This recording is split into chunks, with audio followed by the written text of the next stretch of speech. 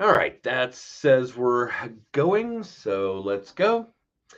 For those of you that are in receipt of this video directly, this is part of our series on homeowner tips.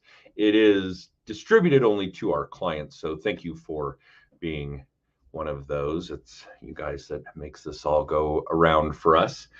And I really think that this has kind of become a video series on don't do what Adam does. And I am not a handyman by any means.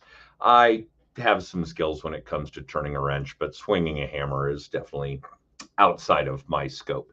And one of the things that I probably talk about every single year this time of year are the lawn sprinklers. I abhor them.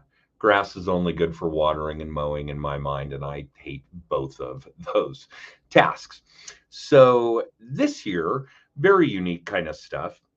So I want to share with you my follies, and hopefully you won't make the same mistakes. But I fired up the sprinkler system, and I only have 3 zones, and only one of them waters the grass. The other two just cover some trees. And the pressure wasn't there. The sprinklers weren't popping up. I thought there were more heads in certain zones, these kinds of things.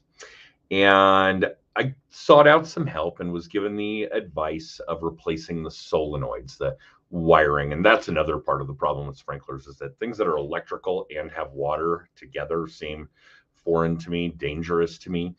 But I did. I replaced the solenoids, no change. Then I knew that there could be an issue with the vacuum breaker. And it was just by default. I happened to be standing next to it when the sprinklers came on and the water's just running out of that system. So I took it apart and figured out that there wasn't enough pressure pushing that pop and bonnet system up to create a seal so that the water would go through the sprinkler lines. So I replaced the guts of that system. Not inexpensive. At this point, I'm probably in $150 between the solenoids and the guts of that vacuum breaker. And still no change, although I could figure out that there wasn't enough pressure to seal that pop and bonnet. So I did some reverse thinking, I guess. And wouldn't you know, lo and behold, the entire time it was just that the valves that had been opened or closed for the sprinklers to be blown out at the end of last season had not been opened all the way to allow the water to flow through, seal that pop and bonnet, run the water through the lines, and get enough pressure to the sprinkler heads. So I didn't really need to spend any money on replacement parts, and a little bit of insight, a little bit of really thinking it through paid dividends. That's what made the difference.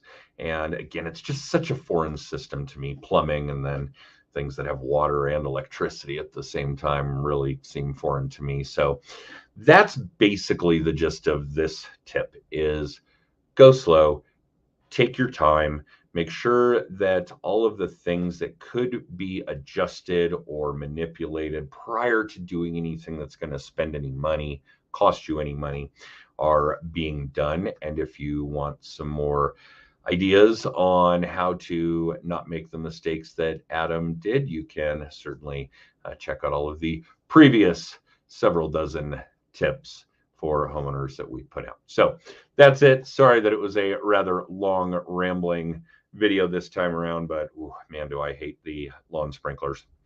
That's it. Thank you again for your patronage, and we will see you guys with our next tip next time.